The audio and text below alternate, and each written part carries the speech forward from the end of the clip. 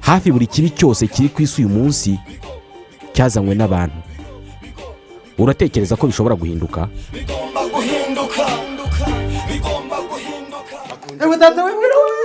ubundi Rwandeya aho bigeze noneho rwose pe yakoraga neza pe, umuntu akanabyishimira tukabyishima turadufasha mu ngendo rwose, ariko si ibintu byiza cyane pe. ariko ikibazo gihaye ni kimwe, twebwe abantu tuba dutega indege, kuki Rwanda itatwegera abaturage nka twitenda n'amaguru? nukumva ngo abantu muri Burayi ngo bari kuzigendamo, ngo yasubukuye ingendo, ngo zijya ngo muri Europe, ngo zijya muri Dakar, ngo he ariko tutazi biva niyo bijya.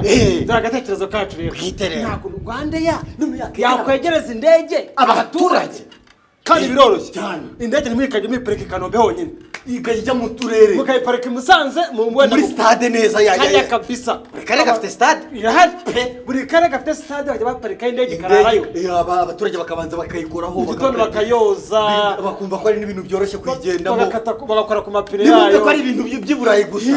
abakanishi ba mu makayitsi bakara ku nuburo zazo zifunze cyane, ababyeyi bakavuga ati mwana wanjye jya gusimbuka urebe indege yahageze, umuntu akagera mu yakavuze hone cy'indege akavuga ati nahageze, indege bakazengurutsa cyane. kandi byatuma batangira kuba bakunze no kuyitega, bakayigendaho bakayishimira. hano mu gihugu tukajya tuzikoresha, reka tugacukura no kujya twibara tukabona nk'ari ibintu bibambwe, ari ibintu indege n'iz'abazungu bifite aho byagenewe, ngo ni abazungu bazitwara gusa.